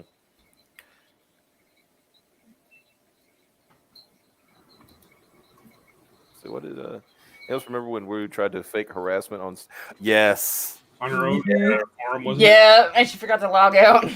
She didn't log out of her own account, her admin account for her, for her community thing. For her green light. Yeah, her Steam green light thing. Yeah. She comes back and she's like, she comes back and makes a thread on her own account and it says like, what does it say? It was like, do you think Brianna was a bad person? Oh yeah, something like that. But it was like, yeah, I forgot Brianna Wu existed. Most people do. Yeah, I'm the same way. I haven't heard that name. No. 2018 was when we were talking about her a lot, right? All the people she fired before her game came out, so she didn't have to pay him anymore, and could take all the credit. They forgot about her. Mm-hmm. Yeah, and then of course, like I said, Mags tried to jump in, and I just like how Shatner. You could tell Shatner's old enough and doesn't give a crap. Oh yeah. Well, you can't cancel Shatner because he's William Shatner. All he's got to do is call somebody like, "Hey, I want to do some work." Like, okay, Bill. Yep. Right. And like I said, he was literally just live tweeting a thing, for a show he was watching. But what's funny? He doesn't really even do work. He just does what he wants. Yeah. It's like a long time ago, I remember he released the album Has Been, which I bought, and like I really enjoyed it, even though it's a fucking William Shatner album. It's the novelty. Like William Shatner's like, "Oh, what should I do?" He's like, "Any requests?" So like, well, you could always do a sequel to Has Been, but then I'm like, wait, has he been released any other albums? Maybe he's already done a sequel to it. He's released a new album every fucking year since Has Been came out. Mm-hmm. He's got a new one coming out this year, including a vinyl reissue of Has Been. I'm like, shit. You know, in non-comics politics news, you know what I do know that happened today that's very important? Clint's new book came out today, Fatal. Oh, yeah. Have you guys seen how well it's doing? No. Yeah, I saw it's doing really well. Good, great, amazing start to. I'm just pulling it up right here just to see where it's at now. And he's of course number one on the recommended for me. 21/7. Day one. Nice. That's an amazing start. That's not even the first 12 hours. Yeah. That's outpaced. It's definitely outpacing the first Downcast. I think it's outpacing Downcast too. Or maybe it is the first 12 hours. It came out this morning, right? Yeah, I think it is outpacing Downcast too. Yeah. That's awesome. Yeah. That's what happens when you build your audience. And I think I really want to see Fatal do 75 to 100K kind of business because, I mean, you know, I've said this for a long time that Clint's probably the nicest guy in CG. And, you know, he exemplifies everything that we aspire to, I think, within this, you know, this community movement scene, whatever you want to call it.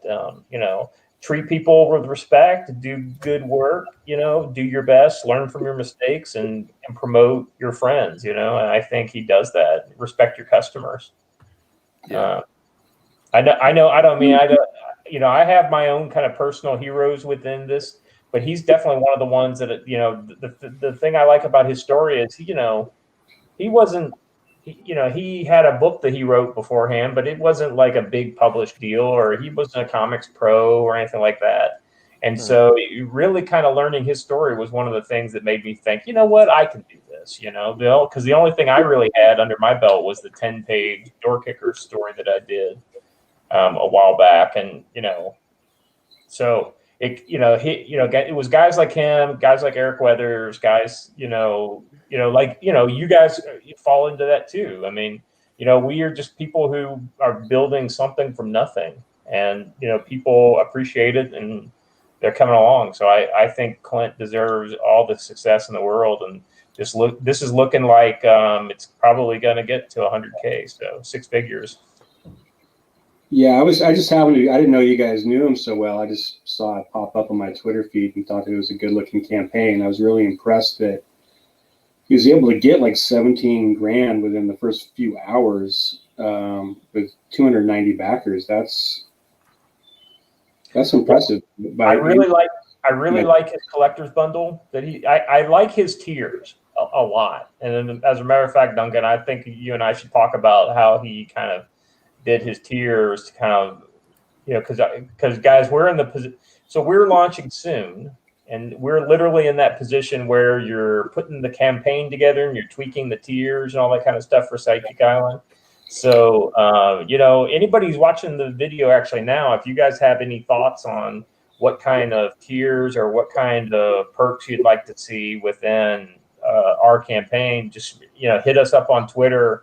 You know, hell, hit us up in the chat right now. Let us know what. Well, I got a few pages that we could show them because, you know, you read my mind, Scott, because this collector bundle is awfully similar to I forget what we were calling it, like the Heroes Treasure Chest or something. Something like that, right? Yeah. Like that. But you know, this is it right here. I mean, he nailed how you do this to include making sure that this top tier of backers gets their stuff first. So, do you guys want to look at the campaign page at all? Yeah, sure. I mean, if you want to, don't show any discerning information, obviously. Yeah, that's one of the cool things when you build a campaign page. You know, you could actually show the preview. You know. Yeah. That's what we're going to be looking at. I'm only 30% of the way in it. Like Scott mentioned before, we're still waiting on our campaign video. It's going to be a race to finish to get that in time to launch. But this will be Scott's third campaign. $. It's like Duncan, I don't know if you can hear us talking because I think sometimes we step on you and we don't mean to. I do. Am I talking low? I have a tendency to do that. no. It's just like, hello, can you hear me? Well, yeah. Other than it sounds like you're broadcasting in a hall. Who, me? I am at the old high school, so it's the echoes from all the lockers numbers that I can't remember. Ladies and gentlemen, this is the professionalism you expect from Rated Point 5. Yeah, right now I'm broadcasting on the much more expensive and nicer version of the mic I used to have. I didn't just get this. I've actually had this the entire time. It's even got this really nice swing arm. I just never bothered to actually get it up and get it out and set it up. Wow. Yeah, I was really surprised how cheap mics. You could get some pretty decent mics for not a whole lot of money. Yeah. I'm using my $9 earbuds that I use with my phone to listen to audiobooks. Is that cool with you guys? Hey, whatever. $9 from Walmart all day long. Whatever. So this is kind of the bare bones of the campaign right now. Yeah. I'm only about 30% done with getting all the graphics together. I just wanted to kind of share this with you and everyone that's following along.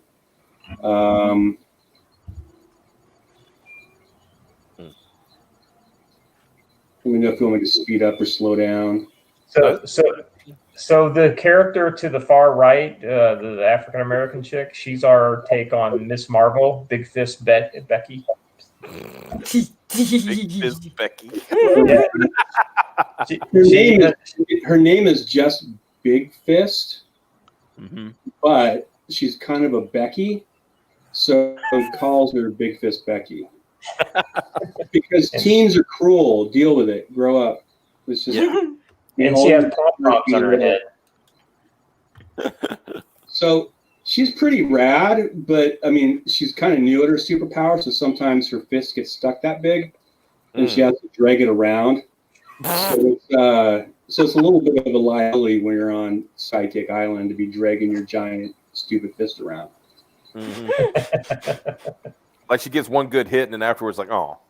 Yeah, you clock someone, but there's 30 other someones that are gonna beat you down now that your fist is stuck in the sand. Yeah.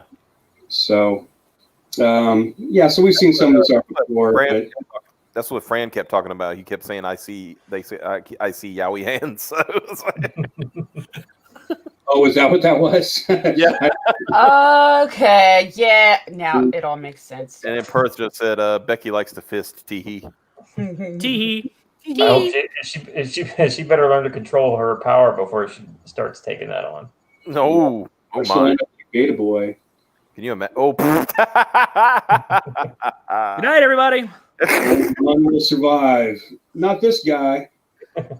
Does Beta Boy get to watch at least? What? He's in spectator mode now. He doesn't get a catalog or a set of steak knives. His name's not Beta guy. It's just. No, he left the lobby to get back on the bus.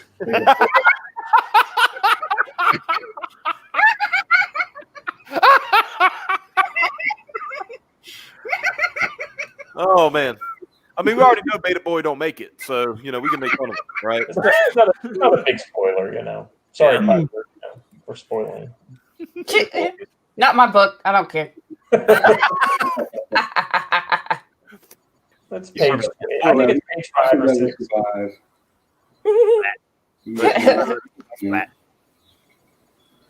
Only 42 more to go after he dies, and so here's some of our basic tiers, stretch goals rather, and then we got some decent perks with original art, the lunchbox. Got this cool writing room perk that maybe Scott you want to talk about a little bit.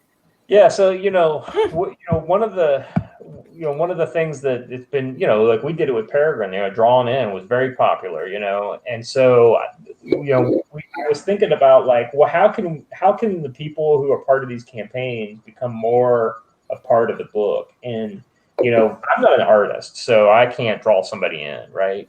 Though I think we do have a Drawn In tier.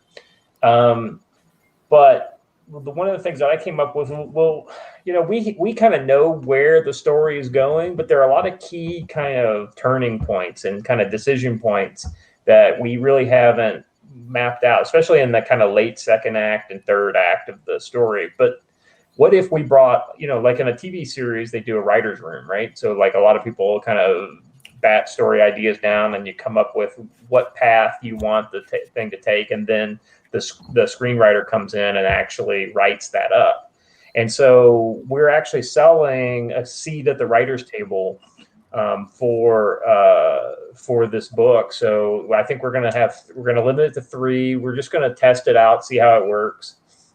And, basically we're going to do some, virtual meetings, just like this, right? Where we're a bunch of people sitting around and we're talking about the salient points of the story and the character and, who dies in what order at this stage. And then what game are they doing maybe towards the end that, that brings about this plot point, or, does this plot point go right or left at this point? So it's, it really allows you to actually get some ownership to the story, and whoever gets that will also get a story credit in the book. So your name goes in, right next to myself and Duncan's as story by, right.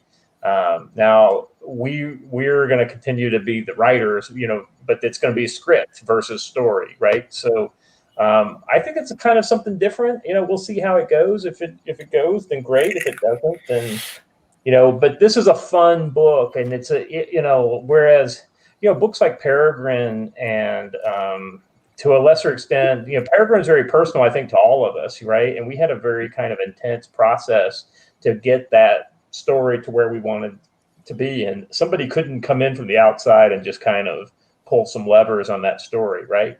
Same thing with Door Kickers. Door Kickers is very much a very technical kind of, it's my expertise and my kind of singular understanding of how these people are interacting with the threat, which I think allowed me to be effective with that story. But this is a story, it's a satire. It's got 44 characters, and I'll be honest with you, we still don't know exactly. We think we know who lives, but we're not 100% sure. We don't know exactly what order it happens, and we don't know exactly what the world looks like. There's a lot of world building that needs to take place. So, there's a lot of kind of blank canvas, especially in the second half of this story. So I hope some people take up the challenge and join us, because I think the story will be stronger for it. Mm. Before you ask, commissions are full. What are you talking about?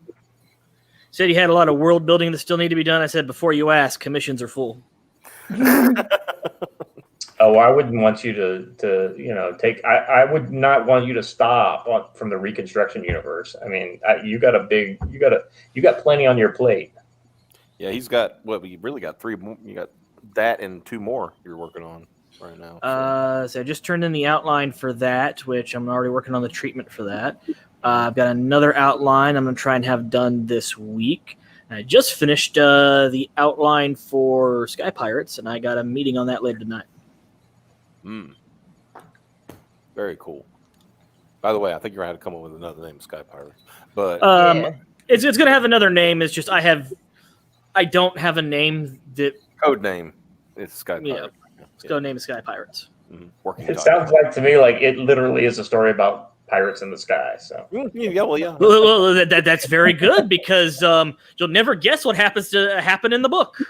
I guess I'll have to read it to find out. And they might be. I'll give you a hint. Some guys come down from the sky and they start taking shit that's not theirs. That's an elevator pitch right there. Well, yeah, I think this project looks really cool. Getting the full explanation, and of course, like I said, the link for the sign up is in the description below. And of course, always I say with email signups, be sure that you approve that email. Yeah. So you can actually get the email. That's the key, right? So Yeah. you have to sign up on the page. You have to check mark that you accept it. Then it comes to your email. Then you have to prove it, and then that actually puts you on the list. So, and the other thing too about the mailing list is that our John mailing list that we have set up for this campaign is it's going to come with a secret perk. And if you back the book, you are also going to receive an exclusive trading card that you'll only get through signing up at that point. So, and we may throw in something else,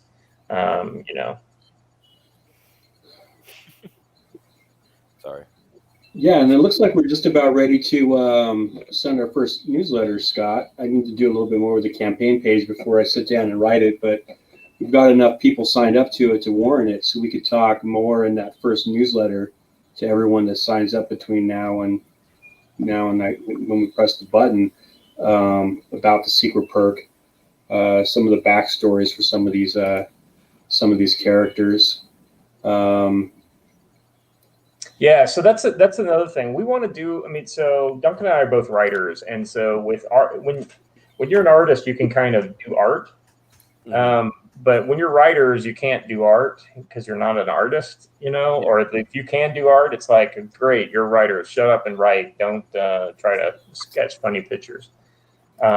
So one of the things that we're going to do is we're going to, give some exposition to each of the characters, some backstory. So if you're a member of our mailing list from the beginning till the publish of the book, you're actually going to have a pretty good leg up on who all these characters are, and we'll probably find a way to capture that material at some point.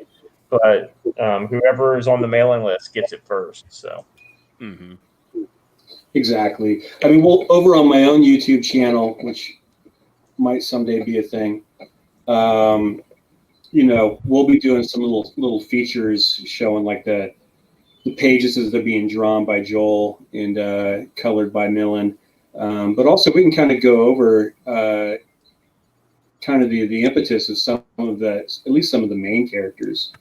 So it might not be the worst idea or the worst thing that the Teen Titans got canceled, because basically this is Teen Titans on an island with like Hunger Games level competition. So it's Battle Royale. Battle Royale, exactly. It's a Hunger Games style Battle Royale island competition. How's Owlboy going to survive? He's not super powered, but yeah. But he's kind of an archetypal sidekick since he's based off of Robin. So it's going to be fun to see the things that they have to go through to be able to end up be the final survivor, Yeah. So what's this big time wrestler doing? What's this Mexican wrestler doing? this character based off of Herbie from the Fantastic Four cartoon, if you guys remember that. Oh, I remember. Oh yeah, I remember that when they couldn't have a man on fire, so they just made Human Torch a robot. Yeah, exactly. So it's like an analog of Herbie, because you got a deep cut like that every once in a while. But it's also like the evil robots from Disney's Black Hole movie, Yeah. So he can like switch on a dime from this happy kind of character to something super murderous if need be, which is why his name is Morto. So he should be a fun one once you spend a little time with him, if he even makes it past the first 5 or 6 pages. Since you have some, Pink Falcon, who's a reference to G-Force, is your little Herbie robot? Is he also a reference to Battle of the Planets? The robot they. I remember. Yeah, I forgot. Tell everybody that all the people that G-Force just killed, they didn't kill them. Yeah. They'll be back next time. No. Oh yeah, remember that time that my model for. Yeah. I'm sorry. Sorry. I was just saying, remember that time that G-Force committed suicide? Just kidding, that didn't happen. What what's funny is that was only in the American version. Mighty Morphin Power Ranger than G-Force, Mm-hmm. At least in my mind. And then we just let the artist, kind of their take on it as well, since we're not looking to I definitely see the Sentai look in the helmet, but the body just screams G-Force. Yeah. Yeah, it does now that I look at it. But when I came up with her, it was just a straight knockoff of Mighty Morphin Power Rangers. Even G-Force is a knockoff of Sentai. So. Yeah, pretty much. I swear I saw a Darkstalker somewhere. So, what else we got? Maybe the Animal Girl. Night Stalker? Yeah. Or you know the anime Darkstalkers in the video game that was attached? Video game, yeah. Oh, yeah.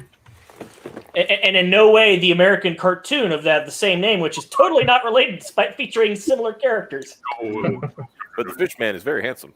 He is. That was stupid. But yeah, I was remember when you brought up the Herbie robot, it reminded me of the first episode I saw with that before with Herbie. What was hilarious about that was it was the episode with Magneto. Oh, they defeated Magneto with a wooden gun. I bet. Do you think Charles Xavier saw that episode? Was like, that's it. That's all I gotta do. Well, Charles Xavier, as smart as he is kind of fucking stupid sometimes. After Magneto, shattered his spine so he can't, walk anymore. I just want to talk to you, Eric. Come on, Eric. Let's just sit down. Just sit down with me. Just having a chat. Come on. Just remember, your character can only be as smart as the writer who's writing him. Yeah. Come to me, my X-Men. Bring me a pizza. Professor Xavier inherited chronic depression from his mom, right? When are we gonna talk about that? When are we going to talk about how he was bullied by his older brother for being weird and different and being the obvious favorite, and then his brother became the Juggernaut? I feel like that's been talked about, though. Yes, but it hasn't been talked about by the right people in the right way. So we have to wokeify the Juggernaut. How do we do that? You see, it was never about Charles being a mutant. It was about Charles, coming to grips with his latent homosexuality. I thought he was latent trans. I don't know. Yeah. Hold on. I just got to point out something. I know this is like off topic, but so apparently at the DNC convention, which we've already laughed at from last night, I have even more hilarity for you. Oh no! Apparently during the nomination process, where they actually go through and nominate, they actually give they're going to giving Biden the nomination. Ocasio-Cortez nominated Bernie Sanders. Yeah, I've seen that. Oh yeah, I'm seeing it right now too. Holy crap! Oh no! Yeah, it's everywhere. I'm screaming inside my head. I don't know if you screamed inside Joe Biden's head, you would definitely hear an echo right now. But I contend they absolutely don't want to win. Right? No, they don't. They've muddied the water so much that they'll never win, but it's not about winning. It's just about making it so fucking difficult that when they lose, they can either somehow save face or just turn into a huge fucking mess so they can burn it all down. Because I'm pretty sure they're going for the huge mess. If you know what? Think of it this way, right? Who has gained a lot of power over the last 4 years? It hasn't been the center; it's been the far left, right? Mm-hmm. So, if we come out of the rage machine and get somebody like Biden, does that increase the power of the left, or does that diminish the left? I think that diminishes them. So, if I'm of the far left, I would think the best thing in order for my power to continue to grow would be for Trump to be president before Murray. Because if we can get this far in this little time, just think of where we can be 4 years from now. Here's the problem with that, and you just said the problem right there. The key word is think. That's right. I'm not saying there is no thought occurring. They just exactly right. Well, because they honestly think it's going to turn into a revolution. I think. Mm-hmm. The shortest revolution in history. But I have to point out that Phil, my brother, that the fact that you know that line makes me feel so warm and fuzzy right now. Because that came from Pride of the X-Men. I remember that line. No warm welcome for your stepbrother. Is that one of the cartoons? Yeah, that was the original pilot. With Australian Wolverine. With Australian Wolverine. That was during the Super Friends era, or not the Super Friends era, but Spider-Man. Spider-Man is Amazing Friends era. Amazing Friends era. Yeah, I remember that one. There was some reason they were determined in the cartoons to make Wolverine Australian. Australian, I didn't get that. Because not only did he have that accent there, he also had the accent when the X-Men appeared in the Spider-Man and Amazing Friends cartoon. It was really weird. Yeah, that's Oh, you motherfucking spoiler. That's the only place I ever knew that from was the Spider-Man and His Amazing Friends, because I actually watched that. But that was like 83, 84, something like that. Yeah. It was a long time ago. Well, and plus they replayed them for like years. Well, but the X-Men cartoons that everybody is so like hot on, that was like what, mid to late 90s? I was in college, man. I was checked out of all that stuff by then. Because I got to keep my timeline here. 91 is when they did the whole but not relaunch, but when they did X-Men Gold, X-Men Blue. Right. And I think it was 2 years later is when the cartoon. So yeah, it would have been 93. That would have been right when I joined the Army in 94, and I was in college all during the mid 90s. So. I remember when X-Men premiered. It strangely premiered, at least for our local station. It premiered on Saturday, but at night. It was like a special broadcast on our local Fox affiliate. The original premiere, I remember this. The original premiere was on a Friday night. There you go. And it premiered with Power Rangers. They did like a kind of a preview of like Saturday morning on a Friday night. So. Because I remember I was watching it with my dad because I had no idea what X-Men were, but he knew a little bit because he was into comics more. Yeah. And we came in halfway as like after they came back and like the morph's gone. Like, well, what's going on? These guys are like doing stuff. Well, they already did the stuff. Now they're reeling from the aftermath. Like, oh, so I guess I came in at the right time then. Yeah. And that's when X-Men really started picking up. You started getting the Pizza Hut promotions where get free comics and trading cards with a large pizza. Oh wow, you mean back when Marvel knew how to market their products? That is also how I got my very first comic that I owned when I didn't know how to read. So Phil's just dropping one-liners in the chat. This one's for you, Morph. You bub ass motherfucking bub. Snick bub snick bub. I always loved y'all. I know y'all seen the anime intro for X-Men in Japan from Cry for the Moon. Yeah. Where it had like characters that weren't even regulars on the show. It showed Cable and it showed Jubilee doing cool shit, which is impossible. That never happened. But she's an anime style character, though. Anime can make her work. You know what? Yeah. One thing that bugged me about the X-Men cartoon. I had to mention this real quick. What bugged me about the X-Men cartoon is that they had Jean Grey with a ponytail, and she never had a ponytail in her entire existence. I think it was to make the weird half face cowl thing she was wearing work. Shut up!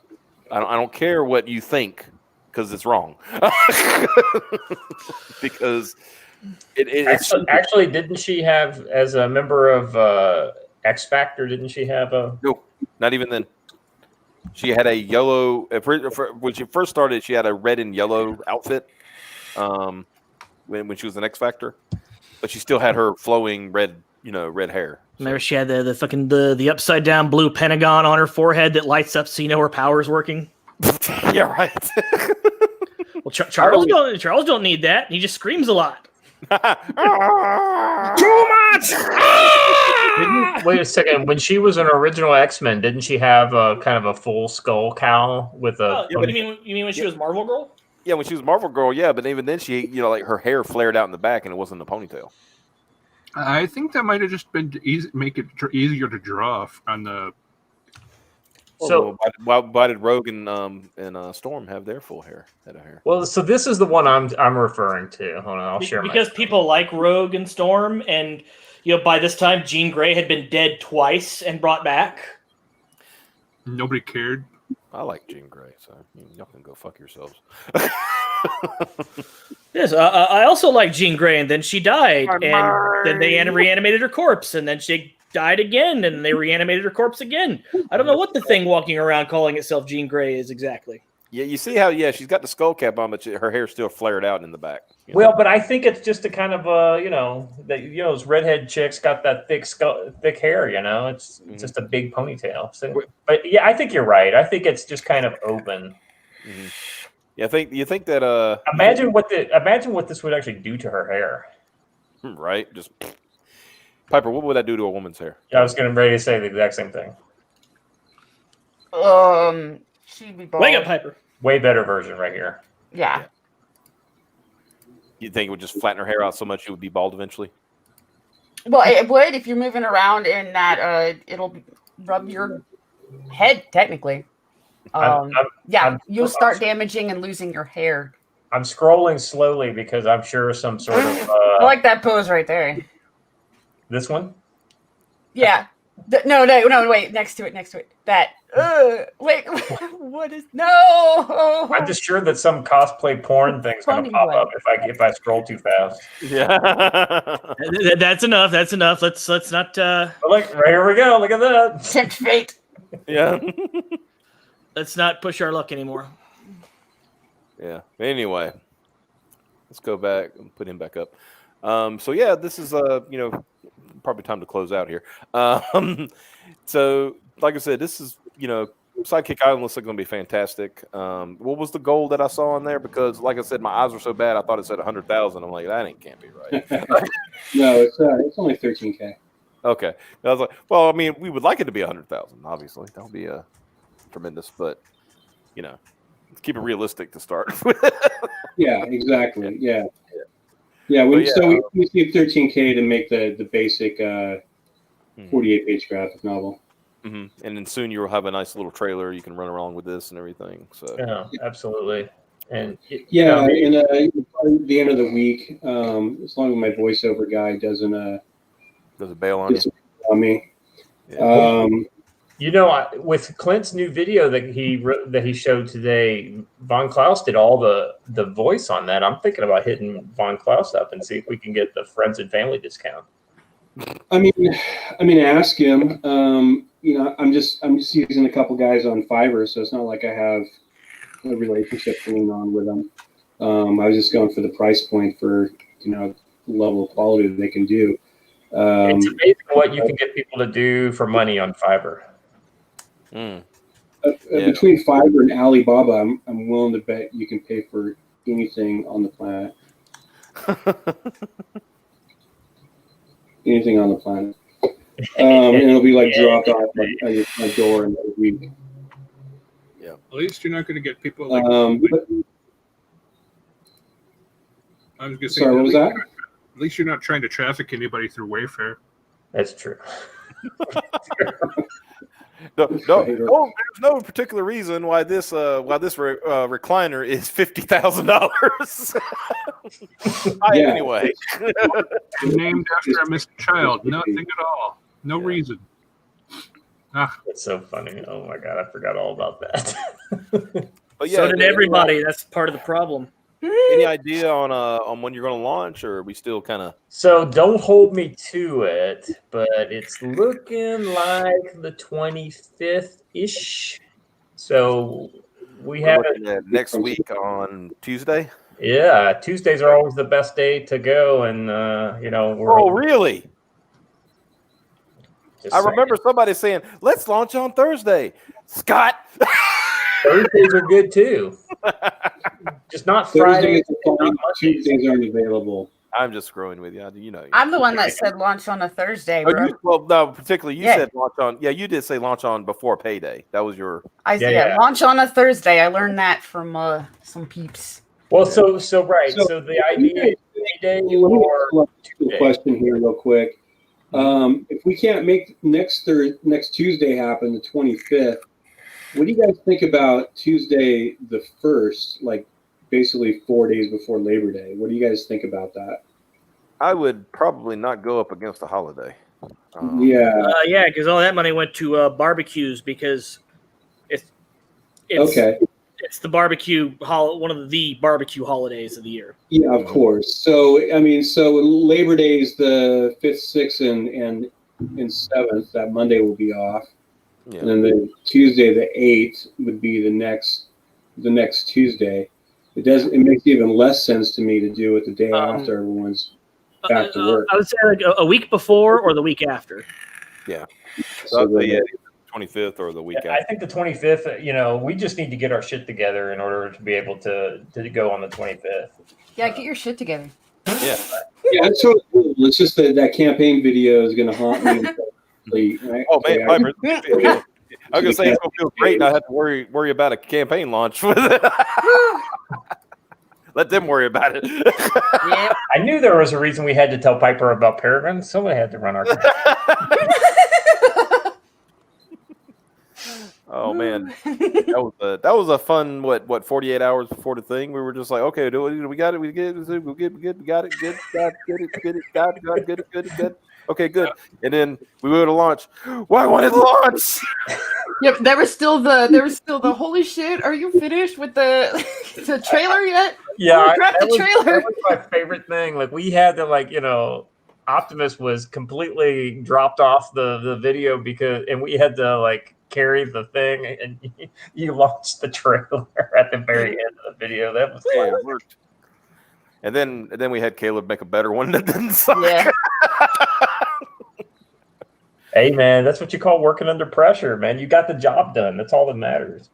Yeah, but the night we launched, that was the funniest part. Was I hit the launch button. It's like, you need to do this. I'm like, what do I need to do? I remember that. That was so funny. Oh my god. I was like losing my mind over here, about to go. I was like, I can't help. Yeah, and so Xavier figured it out. He was a trooper. Yeah. Okay, so anyway, let's close this out for tonight. Like I said, everybody go check out Sidekick Island on Indiegogo. Check out the mailing list. Mailing list is in the description below. It will be launching next week. Yeah. Let's do some. Yeah, next week ish. Yeah, if things go well. Yeah. And if they don't, I'm sure they'll let us know on social media. Yeah, we'll figure it out. Mm-hmm. And then we'll, of course, got to show this. Yeah, this thing. If y'all remember that. Do a quick little update, see if there's any. But yeah, it stayed the same, but still at $47,275 for Peregrine Wings of the Falcon at 1,043 backers. And just to give you an idea, I mean that's the main campaign closed out on June 2nd, and we picked up well over 300 more backers. Yeah. So. Yeah, hitting 1,000 was a big update, so it was great. If you don't back Peregrine, I'm gonna force this cage of Alaskan king crabs to learn to river dance. Not sure how I do these things, but you better back and stop me. So yeah, the only other thing I want to mention is the campaign pre-launch campaign page for Door Kickers 2 just launched, so I'll be posting that over the next couple of months. It's not launched. The campaign is not anywhere close to launching. I'm looking at early next year-ish. Mm-hmm. You're just basically getting a mailing list in order. Exactly. And it's same deal on it's right now. It's a secret perk and a poster. If you sign up for the people have been really happy with the poster that I sent out with this current campaign. So I figured that's a good kind of enticement to get people. And it's a it's a good deal, I think so. So I want to get from Eskimono Phono for $1.99 for the RV fund. I guess that's somebody remembered the RV fund. Yeah. That's cool. So we can rent that RV and go to CGCon in style. Yeah. All aboard the Graded Express. It's going to be the graded 0.5 party bus. Worst party ever. Yeah. No, I guess it could be graded 0. So not the worst party ever should be the motto. Don't go in with high expectations either. Yeah, no, it should just be like it's not the worst party. like Kenny Loggins and Mike's Hard Lemonade, then you just better find some other party to hang out at. Yeah, if you don't want to hear "Hanging with the Boys" on repeat. Oh man, they really like the song. No, that's the only song they brought. Yeah. Yeah. It's like you look at the CD and that's all the songs that are on there. Like, it's like, why did you put it on there 14 times? You're gonna put it up there once. Why not? It's funny too because make sure you write that it's a mix on the Yeah. CD. Playing with the boys. It's 13 tracks of Playing with the Boys and 1 track of Thunder. Yeah. That way you don't go insane. You don't think of Yeah. repeating over and over again. Thunder every once in a while. That's Yeah. Lightning and the thunder. I don't know that. You know how they are. You might get struck just for that. But anyway, Right? guys, thank y'all so much. Let me find something here where you can play us out on. Of course, you already know what it's going to be. No, you know what? I want to do this instead. Okay, so guys, have a good night. We appreciate y'all. Tune in tomorrow night. We'll have Mr. Phil from Zaid Comics and talk about the updates for the Lost Pages because he's got some new stuff. So you guys have a wonderful night, evening, and y'all take care. Thanks for having us. Thank you, and thanks for everyone this